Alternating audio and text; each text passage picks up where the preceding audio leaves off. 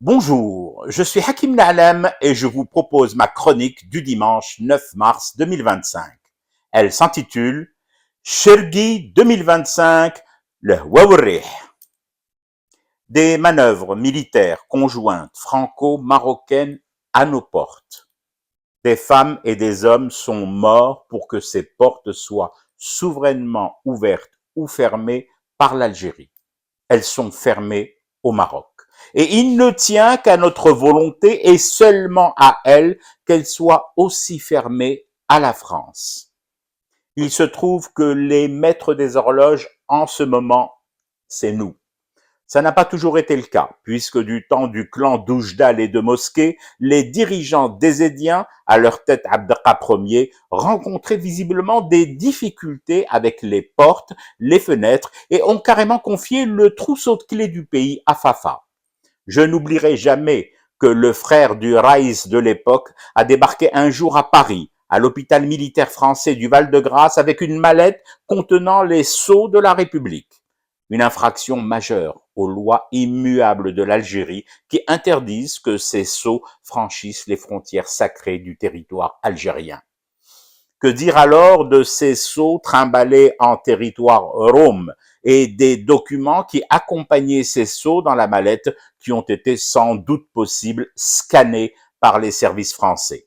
Que dire aussi de ces conseils des ministres restreints qui se tenaient dans une salle attenante à la chambre de Boutef, sous le portrait goguenard du président français du moment, François Hollande, et sous l'écoute attentive du bureau des légendes français?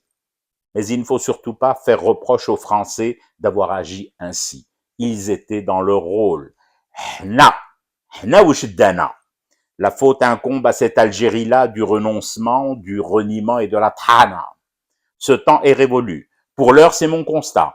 Je serais peut-être amené, en toute conscience, à faire d'autres constats, toujours aussi sévères, s'il devait advenir que je perçoive quelques marches arrière des nôtres envers l'ancien occupant. Mais pour l'heure, et sur des faits de gouvernance actuels et en cours, récurrents, documentés et actés, le temps des félons est révolu. Avec lui est révolue aussi l'indolence face aux provocations des palais de Rabat et de l'Élysée.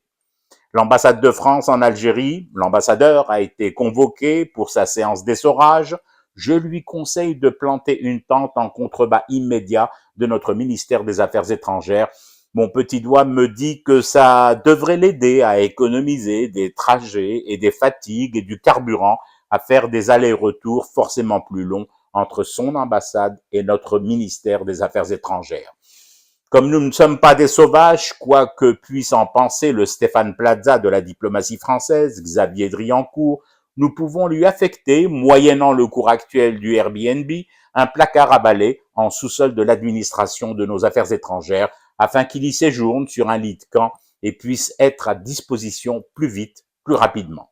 Ça ne sera pas trop comme hébergement si j'anticipe à bon escient l'accélération de ces rotations et convocations chez nos services habilités.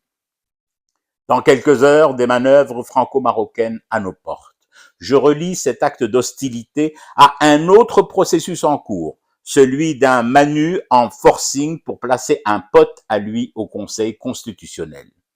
Il y a comme ça des relents de retouche de la Constitution française pour faire tomber le verrou des 2 mandats présidentiels. D'autres, avant Jupiter, l'ont fait. Abdra Ier chez nous. Et Manu est coutumier des coups de folie, comme la dernière dissolution de l'Assemblée et la situation de crise aiguë dans laquelle sa décision a plongé la France. Alors, ne rien s'interdire comme projection avec un profil pareil.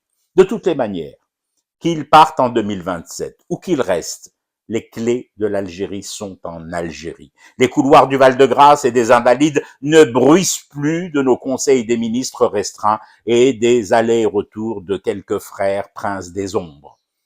Et les portes de la Désédie sont fermées au Maroc.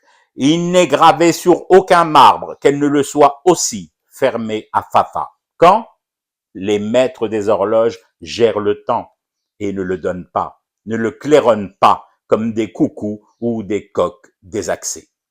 Je fume du thé et je reste éveillé. Le cauchemar continue. C'était Hakim Na'lam, je vous retrouve demain pour une autre chronique et une autre façon de dire son amour à l'Algérie.